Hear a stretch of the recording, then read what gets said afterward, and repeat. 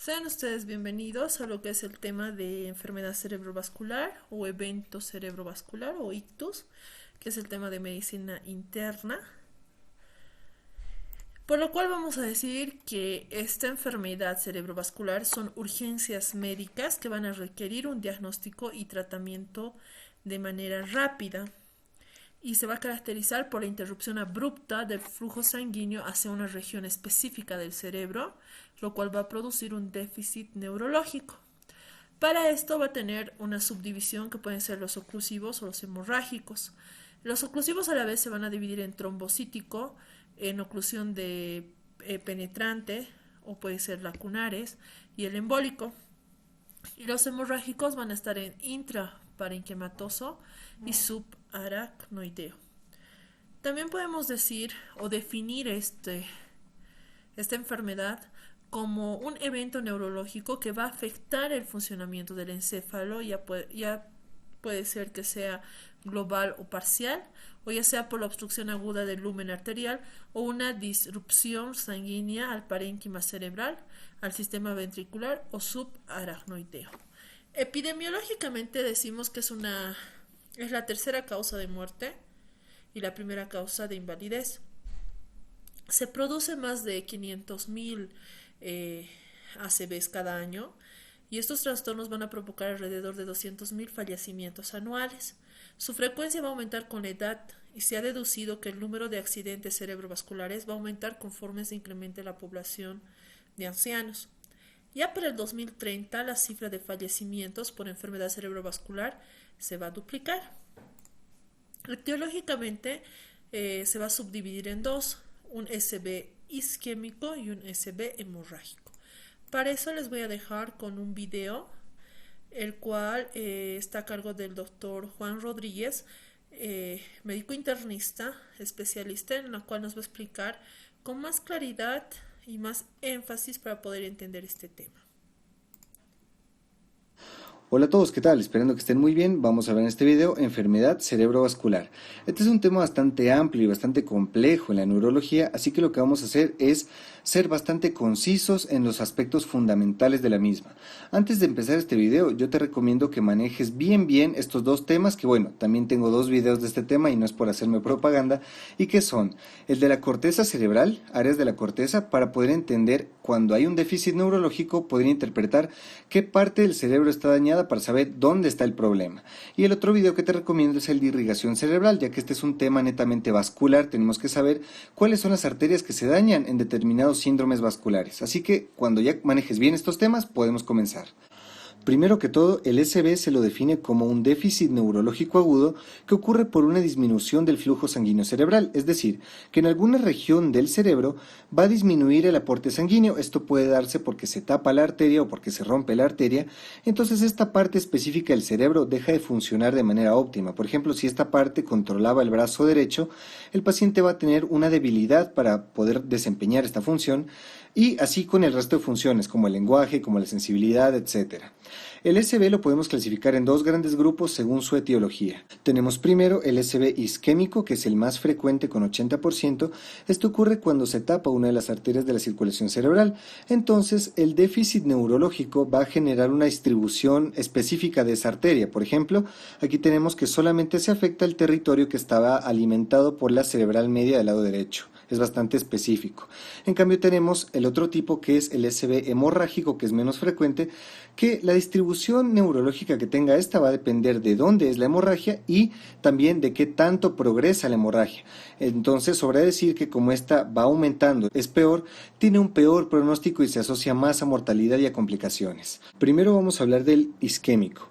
El isquémico lo podemos clasificar en tres grupos. Primero tenemos el AIT, también conocido como TIA, que es el accidente isquémico transitorio. Como el nombre lo dice, es un SB que se resuelve solo. El paciente instaura un déficit neurológico y este, por definición, se resuelve en menos de 24 horas y no deja secuelas en la tomografía. Y bueno, esto de 24 horas la verdad es bastante amplio, porque la mayoría de AIT se resuelve en menos de una hora.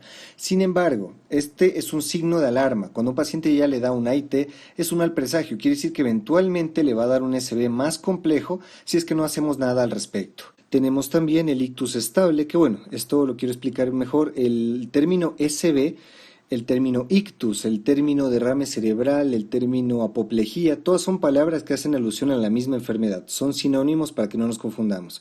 El ictus estable es aquel que preserva las manifestaciones clínicas del inicio, es decir, no se le añade ningún déficit neurológico. El ictus progresivo, en cambio, es aquel que va empeorando con el pasar del tiempo. Se dice que este es porque o la arteria comprometida se estenosa más, se tapa más, o porque se convirtió de isquémico a hemorrágico. Este obviamente va a ser el que necesita un tratamiento más intenso. Ahora, ¿cuáles son las causas de SB isquémico? Tenemos que la principal, la más frecuente, es la aterotrombosis, es decir, la formación de una placa ateromatosa en la pared interna del vaso que progresivamente va a cerrarlo hasta que en algún momento dado se genere una trombosis y este trombo viaje hasta las arterias cerebrales y tape una de ellas. La aterotrombosis ocurre por situaciones que aumenten el riesgo cardiovascular, como por ejemplo tabaco, obesidad, sedentarismo, dislipidemia, hipertensión, diabetes, que son causas que también al corregirlas también disminuimos el riesgo de que se presenten infartos al corazón. La segunda causa más frecuente, con un 25%, es la cardioembolia. Cardioembolia quiere decir que se forma un trombo dentro del corazón por alguna enfermedad del corazón y que por la hemodinámica normal esta viaje por las carótidas hacia la circulación cerebral y termine tapando una de las arterias. La causa más frecuente de cardioembolia es la fibrilación auricular. Cuando hay una fibrilación auricular, un trombo se forma dentro de la aurícula por la éstasis sanguínea y va a viajar ascendentemente. Otras causas importantes son la endocarditis bacteriana, también la estenosis mitral, bueno, las valvulopatías en general y también las prótesis de válvula. Esas son causas importantes. Tenemos también como tercera causa el trastorno arterial, es decir, cuando hay una arteriopatía o un proceso de lipohialinosis que afecta a arterias pequeñas. Estas dos primeras eran de arterias grandes. Aquí tenemos que se afectan arterias pequeñas, perforantes, que van a la profundidad de la corteza cerebral y que van a generar pequeños infartos en forma de lagunas, por eso se les llama el infarto lacunar. Tenemos otras causas que son las inhabituales, las muy raras, que son por situaciones que aumenten el riesgo de trombosis. Por ejemplo, anemia de células falciformes, policitemia, leucemia, déficit de factor 5 de Leiden, síndrome antifosfolípido, bueno, un montón de enfermedades autoinmunes también que aumentan el riesgo de trombos no solamente a nivel cerebral sino también cardíaco. Y también tenemos que en un reducido grupo de pacientes son los indeterminados, que por más exhaustiva que hagamos la búsqueda de la causa no podemos determinar o filiar un mecanismo exacto. También puede presentarse esta posibilidad. Entonces, ahora que ya conocemos cómo ocurre la enfermedad, vamos a ver cómo se manifiesta. Les dije en el video de irrigación que el cerebro tiene dos sistemas de circulación, un anterior o carotidio y un posterior o vértebro-basilar. Quiero decirles que los SB son mucho más frecuentes del territorio carotidio, así que en este vamos a hacer más énfasis que en el vértebro-basilar, que son más raros. Entonces les he traído dos resonancias, aquí tenemos una en corte axial y en corte coronal, para que veamos qué regiones se encarga cada arteria para deducir los síntomas que se asocian. Entonces, primero vamos con la cerebral anterior. Como vemos, esta irriga la parte medial de la corteza. Si recordamos el homúnculo de Penfield, la parte medial de la corteza controla la parte motora y sensitiva de pie, pierna y hasta la cadera. Entonces lo que va a tener el paciente es hemiparesia, o sea, una debilidad de la pierna, una hemihipoestesia, o sea, una disminución de la sensibilidad, crurales, o sea, de la pierna, ¿pero de cuál pierna? Del otro lado, o sea, si el SB es de arteria cerebral anterior derecha, bueno, no, esto sería izquierda, la pierna afectada va a ser la derecha. Esto se va a asociar también a apraxia de la marcha e incontinencia urinaria. Luego tenemos a la arteria cerebral media, esta es la más frecuente, y de las dos la más frecuente es la izquierda. Esta, como podemos ver en la gráfica, es la que más tejido cerebral asocia, esta es la que más síntomas nos va a dar. Entonces, como lo podemos ver en el homúnculo, esta va a controlar la parte motora y sensitiva de miembro superior y de rostro. Entonces esta va a manifestarse como hemiparesia e hipoestesia facio-braquial, ¿sí? Facio-braquial del lado contrario, al igual que en la anterior es del lado contrario porque se decusa la vía corticoespinal, la vía espinotalámica y la lemnisco medial, ¿sí? También en el trastorno cerebral media podemos ver hemianopsia homónima. ¿Qué es esto? Se afectan las radiaciones ópticas, entonces el paciente pierde la visión contralateral de cada ojo. ¿A qué me refiero con esto? Si se afecta el lado izquierdo, el paciente no puede ver el campo derecho de cada ojo, o sea, no puede ver el campo derecho del ojo izquierdo y el campo derecho del ojo derecho, porque se afecta las vías que vienen de la retina temporal izquierda y nasal derecha, ¿sí? También tenemos la desviación oculocefálica. Los dos ojos pasan a ver hacia el lado donde está el problema. Esto te lo voy a explicar, o de hecho, creo que ya te lo expliqué en el video de corteza cerebral, sin embargo lo voy a repetir otra vez, que el lado izquierdo permite que los dos ojos se pongan de acuerdo para ver al lado derecho. El lado derecho permite que se pongan de acuerdo para ver al lado izquierdo. Si se afecta el lado izquierdo, va a predominar el derecho, y el derecho hace que los ojos vean hacia la izquierda. Por consiguiente, los dos ojos están apuntando hacia el lado de la lesión. O sea, los dos ojos te están diciendo, viejo, me está dando un SB del lado al que estoy apuntando. ¿Sí me entiendes? Es bastante práctico. Y finalmente tenemos o la afasia o la agnosia. Esto depende del hemisferio. Va a haber afasia si se afecta el hemisferio dominante, que la mayoría de veces es el izquierdo, y va a haber agnosia si se afecta el no dominante. Y bueno, ustedes dirán que cómo me hago propaganda, pero si quieren ahondar más en el tema de afasia o de agnosia, tengo un video para cada una que está en mi canal, que lo pueden ver y está buenísimo, pero ya no me voy a hacer más propaganda. Sigamos con la cerebral posterior. Esta se caracteriza principalmente por irrigar a la parte occipital del cerebro. Entonces, cuando hay una afectación de la posterior, va a haber hemianopsia homónima, que va a respetar la visión macular. Y bueno, también se pueden asociar otras características como dificultad para la lectura o alexia y dificultad para el cálculo o acalculia. Esto no es constante y también puede pasar en cerebral media, así que por eso no lo puse. Ahora yo quiero que te des cuenta de algo muy interesante que te va a facilitar bastante el diagnóstico de la arteria, y es que date cuenta que en la anterior hay hemiparesia, ¿verdad? En la posterior hay hemianopsia y en la media hay ambas. O sea que si tú tienes hemiparesia solita, es anterior.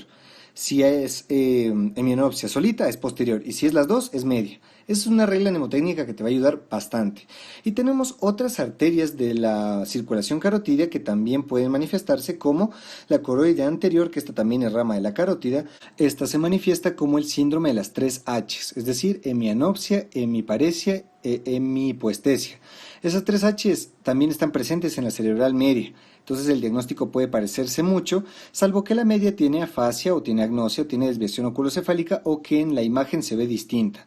Y finalmente tenemos las afectaciones de la arteria oftálmica que, bueno, esto es bastante fácil de deducir, son SBs raros y que afectarían exclusivamente al ojo de ese lado, pero que también es rama de la carótida y por eso la mencioné. Después, en orden de frecuencia, tenemos los síndromes lacunares. Estos se afectan áreas específicas de la profundidad del parénquima cerebral por arterias pequeñas perforantes, principalmente de ramas de la cerebral media, que atacan a puntos específicos, como lo vemos acá. Tenemos, si se afecta el brazo anterior de la cápsula interna, un cuadro caracterizado por ataxia, hemiparesia con disartria. También tenemos en el brazo posterior que, como aquí pasa principalmente el tracto córtico-espinal, solamente se afecta la parte motora, es un ictus motor puro. Tenemos también que si se afecta el núcleo ventroposterolateral del tálamo, va a haber un ictus sensitivo puro que afecta al cuerpo. ¿Por qué? El ventroposterolateral recibe las señales del cuerpo, el ventroposteromedial recibe las de la cara. Si se afectan simultáneamente los dos, que de hecho están muy próximos, ahí habría una fascio brachiocrural. Y finalmente, cuando se afecta la protuberancia, como aquí confluyen tantas vías importantes en un espacio tan reducido, tenemos una combinación de síntomas caracterizado por ataxia, hemiparesia, disartria, mano torpe e ictus motor puro. Y finalmente los menos frecuentes, que son los vértebro-basilares o de circulación posterior, que afectan principalmente al tronco cerebral. Estos son síndromes muy circunscritos, específicos, que los tengo aquí en esta gráfica si se los quieren aprender, pero una forma fácil de saberse que estás ante un síndrome vértebro-basilar es que estos son síndromes cruzados. ¿Qué quiero decir con cruzados? Que se afecta la mitad del cuerpo de un lado y se afecta el otro lado, un par craneal. Me explico. Por ejemplo, el síndrome de Wallenberg. Aquí tenemos que se afecta el quinto par, el facial, la sensibilidad de la cara del lado donde está la lesión, y se afecta el cuerpo del otro lado. Por eso es como que se cruza este trastorno de la sensibilidad. Esto se comparte en todos los síndromes y es bastante característico para que te lo sepas. Y ahora que ya sabemos esto, podemos ir al diagnóstico. El diagnóstico consta de 3 pasos. Un diagnóstico sindrómico, es decir, ver si estamos ante una enfermedad que es aguda o crónica, si es por exceso de función o deficitaria. En este caso es un síndrome agudo y deficitario, o sea, porque disminuye la función. Luego el diagnóstico topográfico, que es determinar dónde está el problema. Eso lo hacemos con el análisis clínico que ya les dije ahora. Y el etiológico, averiguar cuál es la causa de este evento cerebrovascular. Tenemos que para la identificación pronta de un SB se utiliza ampliamente la escala de Cincinnati, que consta de hacer 3 preguntas con la mnemotecnia PRISA que van a identificar fácilmente un SB. ¿Y qué son? Primero, pronuncie su nombre, con eso estamos evaluando si hay afasia. intenta sonreír, con esto estamos evaluando si hay asimetría facial y por consiguiente parálisis facial, y que alce ambos brazos, con esto podemos ver si es que hay debilidad predominante en una de las dos mitades del cuerpo. Ahora, si ustedes pudieron darse cuenta, estos tres síndromes, estas tres preguntas que tenemos acá, son características del SB por cerebral media. Como yo les había dicho antes, el SB más frecuente es el de cerebral media izquierda. Sin embargo, esta escala está dejando escapar los otros afectaciones por otras arterias. Sin embargo, se utiliza bastante en la atención prehospitalaria. Pero ante cualquier sospecha de una enfermedad cerebrovascular, siempre estará indicado realizar el examen de elección diagnóstico, que es la tomografía simple de cráneo. La tomografía identifica la gran parte de lesiones, ya les voy a mostrar algunos ejemplos, y además nos ayuda a diferenciar en primera instancia si se trata de un isquémico versus un hemorrágico. Vamos a hacer una ampliación de estudio con la resonancia magnética solamente en casos muy puntuales que son: primero, cuando hay un ictus de fosa posterior. ¿Por qué razón? Porque la fosa posterior tiene bastante artefacto óseo. La tomografía pierde bastante precisión, así que cualquier problema isquémico vértebro-basilar, lo que va a ser de elección es la resonancia. Otra de estas circunstancias es que se trate de un síndrome lacunar que sea menos de 5 milímetros la lesión. Esto porque la tomografía también podría no encontrarlo. La resonancia es mucho más precisa, pero es un estudio que es más tardío, se demora más y que cuesta más dinero, así que por eso en todos los pacientes se hace la tomografía y solo en algunos se hace la resonancia. Entonces, en primera instancia, cuando nosotros estudiamos una tomografía, como lo podemos ver en la imagen, se aprecia como un oscurecimiento, o sea, una hipodensidad en el parénquima cerebral que es circunscrita, como lo vemos en este triángulo. Este es un claro ejemplo de un SB que cubre el territorio de la cerebral media, como lo vimos en las imágenes anteriores. Aquí te pongo otra tomografía, quiero que tú trates de razonarle. Mira, esta de aquí es un oscurecimiento específico a la región medial de la corteza.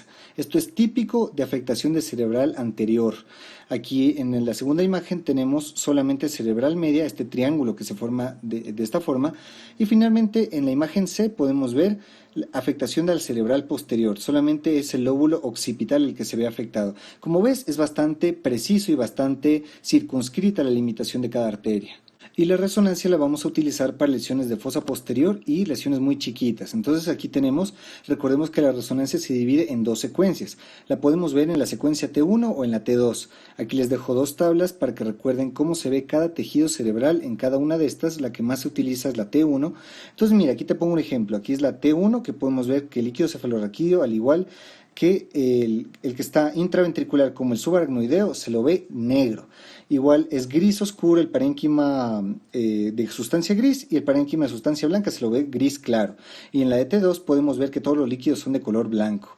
Aquí, este ejemplo que les traje acá, esta es una resonancia en T1, como lo podemos ver, quiero que compares las dos imágenes, que podemos apreciar una pequeña lesión menor a 0.5 centímetros, que en la tomografía no se la veía. En cambio aquí, que ya la podemos ver que se trata de un síndrome lacunar bastante explícito, bastante notorio. Y estas son nuestras herramientas diagnósticas. Una vez que tenemos un diagnóstico, podemos pasar al tratamiento.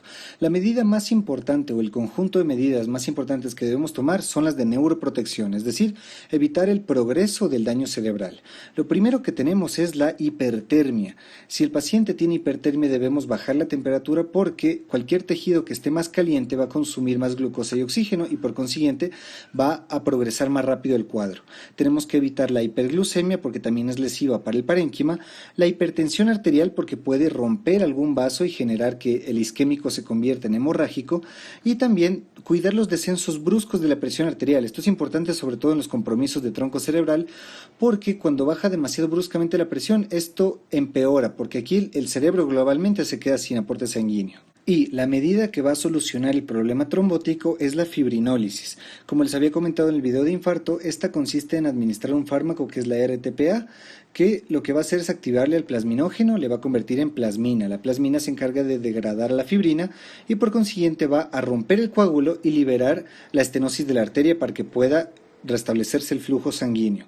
Algo muy importante, y por eso se los pongo en otro color, es que la fibrinólisis solo debe emplearse antes de que pasen 4 horas y media, es decir, desde el inicio de los síntomas. Eso es muy importante que lo tengan en cuenta. Se recomienda un periodo más estrecho en pacientes ancianos, o sea, cuando son mayores de 80 años, se recomienda un margen más estrecho de hasta 3 horas, pero no es una contraindicación. Y esto se nos dificulta bastante cuando hablamos de que los pacientes despiertan con el trastorno neurológico, porque no sabemos en qué momento del sueño ocurrió el SB. En tal caso, vamos a asumir como a la hora en la que se fue a dormir, como a la hora de inicio de los síntomas, para evitar márgenes de error. Entonces, casi todos los pacientes que tienen síntomas al despertar estarían descartados de la fibrinólisis. Y otra indicación para realización de la misma es que tenga una puntuación en la escala internacional de ictus menor a 25 puntos. Cuando los pacientes no son candidatos para fibrinólisis o ya ha pasado mucho tiempo o hay alguna contraindicación puntual, como otra enfermedad hemorrágica que tenga el paciente en ese momento, está indicada la realización de antiagregación plaquetaria con ácido acetil salicílico 300 miligramos en las primeras 48 horas. Se ha demostrado que los pacientes disminuyen bastante la recurrencia de ictus y también la tasa de mortalidad a mediano plazo. En todos los pacientes, independientemente de si usamos fibrinólisis o antiagregación, vamos a utilizar las estatinas, principalmente la atorvastatina 80 miligramos. ¿Esto por qué razón? No porque disminuye el colesterol en sangre, sino por las propiedades pleiotrópicas que posee. En el video de infarto les había explicado más ampliadamente que estas poseen la capacidad de estabilizar la placa de ateroma, son antiinflamatorias, antitrombóticas, son la maravilla para frenar este trastorno degenerativo. Y finalmente tenemos otro tratamiento que es un poco discutido, está recién en desarrollo, que es la trombectomía endovascular. Esta trombectomía solo puede realizarse en lugares que tengan este procedimiento y el personal capacitado. Consiste en hacer una intervención endovascular con un catéter, llegar con una guía radiológica hacia la arteria que está ocluida y destaparla de manera mecánica.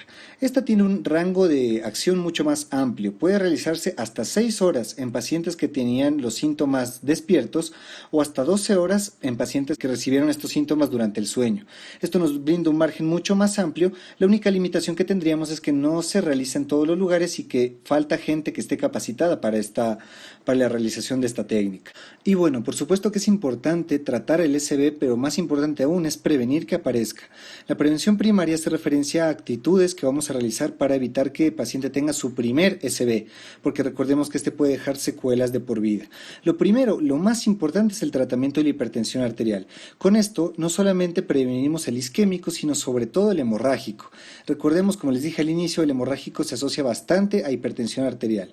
También el tratamiento post-infarto del corazón. Cuando hacemos un tratamiento correcto, como les puse en el video de infarto, también estamos previniendo al mismo tiempo enfermedades cerebrales. Y finalmente, un tratamiento anticoagulante si es que el paciente tiene fibrilación auricular o tiene prótesis valvular. Recordemos que el 25% de pacientes presentan cardioembolia, así que de esa indicación tenemos que tener muy en cuenta. Y la prevención secundaria hace alusión a lo que vamos a hacer en pacientes que ya tuvieron el SB y tienen además una estenosis carotidia o una patología cardioembólica. Cuando ya tuvieron el infarto, tenemos que corregir cualquier situación que lo haya generado. Si tenemos la evidencia de que el paciente tiene estenosis carotidia, por ejemplo, aquí les puse una imagen de una arteriografía. Aquí inyectamos contraste y vemos claramente una interrupción del flujo, una interrupción bastante marcada, una pequeña hilera de sangre todavía puede pasar por aquí, como lo podemos ver. Esto es importante porque toda obstrucción que supere el 70% del vaso, que aquí claramente es el caso, es candidato a realizar una intervención llamada endarterectomía, es decir, una intervención intravascular para sacar la placa de ateroma. Si es que es menos de este porcentaje, el paciente fácilmente es candidato para antiagregación plaquetaria para evitar la aparición de un SB. Y eso es todo respecto al ictus isquémico. Ahora vamos a pasar a hablar del hemorrágico. El hemorrágico está causado principalmente por hipertensión arterial. Este es el factor de riesgo más importante, el que mejor debemos controlar. Y también tenemos otros factores de riesgo que van acorde a la edad. Por ejemplo, cuando tú encuentras un SB en pacientes jóvenes sin alteraciones cardiovasculares, tienes que sospechar bastante una malformación arteriovenosa, es decir, alteraciones morfológicas de la anatomía vascular. Estos pacientes están predispuestos desde el nacimiento a tener una mayor fragilidad en estos vasos. Otra causa importante es la angiopatía amiloide. Esto ocurre porque en los ancianos típicamente se deposita el material beta amiloide, el mismo que se deposita en la enfermedad de Alzheimer, que este puede llegar a ser un proceso de rigidez y ruptura de las arterias y generar un SB hemorrágico. Otras causas importantes es el aneurisma arterial, que el aneurisma lo puedes tener desde nacimiento y este puede manifestarse a edades tempranas o edades un poco más avanzadas, que estas, en lugar de generar una hemorragia intraparenquimatosa, como ya les voy a mostrar, generan hemorragia subaracnoidea espontánea. Recordemos, la causa más frecuente de hemorragia subaracnoidea es traumática. Sin embargo, la segunda causa es espontánea por la ruptura de un aneurisma del cual no teníamos conocimiento que estaba. Yo les voy a mostrar unas imágenes. Y finalmente tenemos, como en el isquémico, otras causas que no son tan importantes o no son tan frecuentes como las vasculares, coagulopatías, neoplasias, abuso de drogas, principalmente simpático-miméticas como la cocaína o las anfetaminas. Ahora, como les había dicho antes, en el SB hemorrágico no es específico los síntomas porque no hay lesiones circunscritas en el parénquima que dependan de una arteria, sino que puede darse una hemorragia en cualquier localización y puede crecer y eso cambia completamente los síntomas. Sin embargo, hay 4 localizaciones más frecuentes donde se puede dar la hemorragia. La primera es el putamen, con un 35-50%, este gran núcleo de la base que está lateral al globo pálido, que es bastante vascularizado y que está junto a la cápsula interna y por consiguiente se manifiesta muy parecido a la afectación de cerebral media, con hemiparesia, hemipoestesia, desviación oculocefálica de la mirada al lado donde está la lesión y también déficit del nivel de conciencia. Es importante hacer el diagnóstico diferencial. La segunda localización más frecuente es cerebelo, o sea, fosa posterior. Aquí les pongo una imagen donde podemos ver claramente una hemorragia de cerebelo, pero como les había dicho antes, cuando son lesiones isquémicas muy chiquitas de fosa posterior, aquí no las vemos, pero como esta es una gran hemorragia, se ve claramente en esta parte.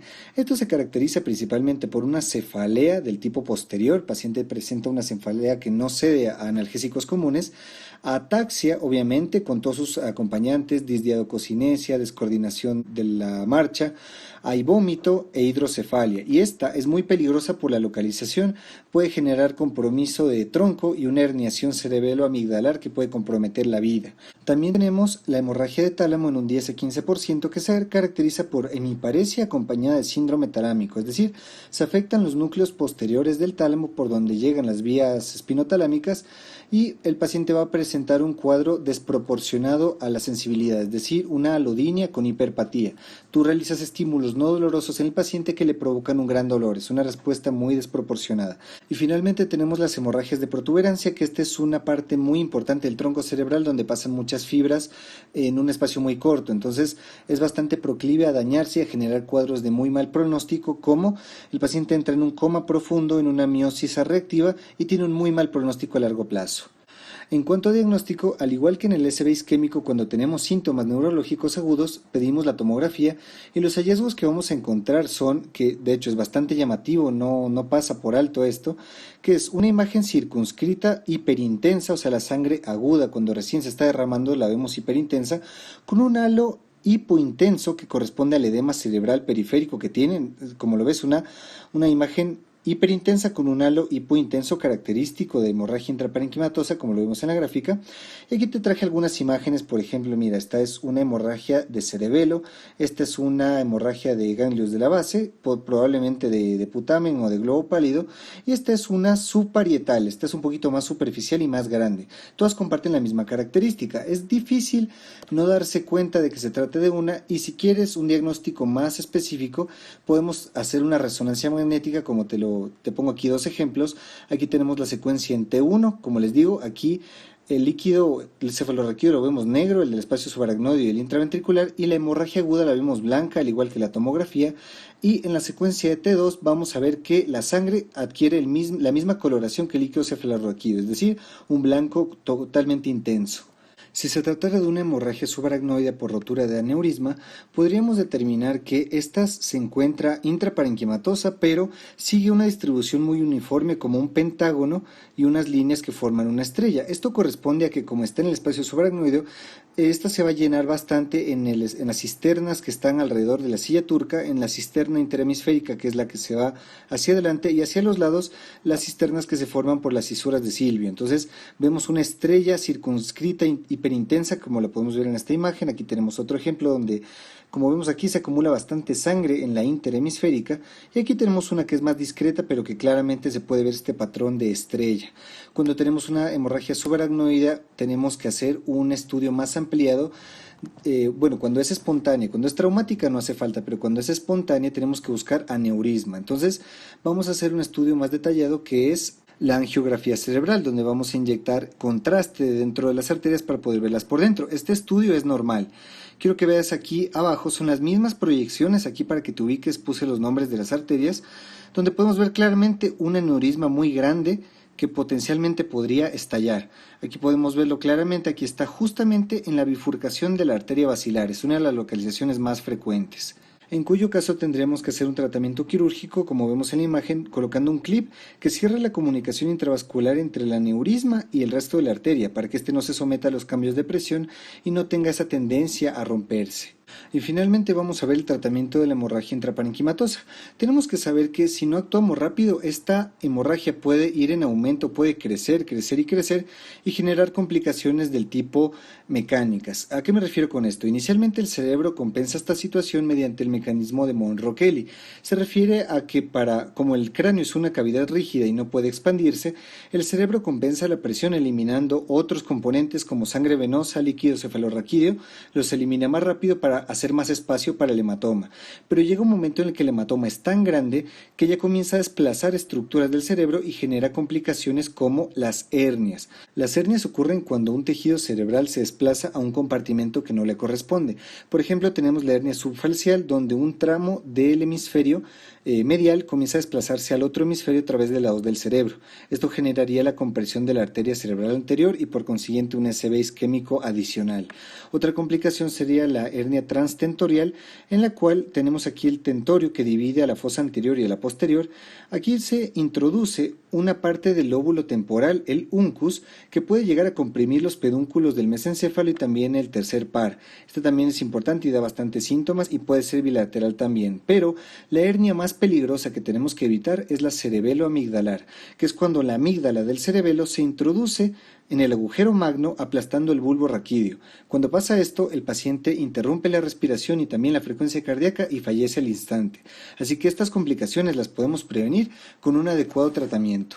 Primero que todo, un manejo exhaustivo de la presión arterial. Recordemos que no podemos permitir que esté muy elevada porque acrecenta el problema hemorrágico y tampoco que disminuya mucho porque entonces el cerebro se queda sin irrigación.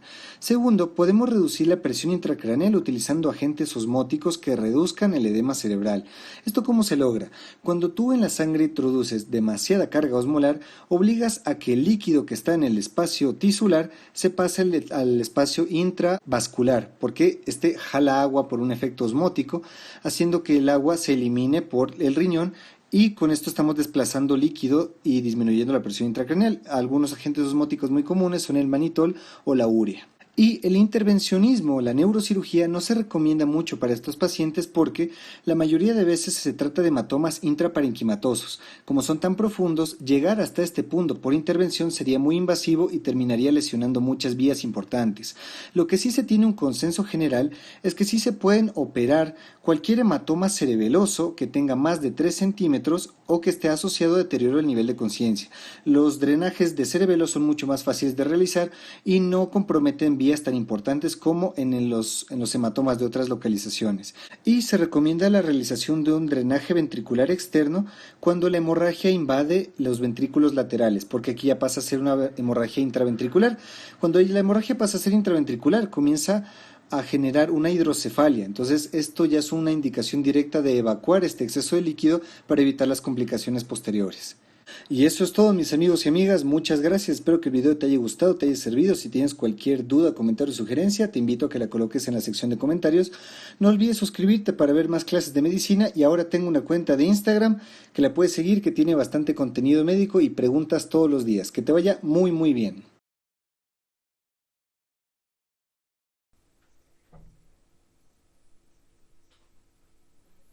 De esa manera ha sido lo que es el tema de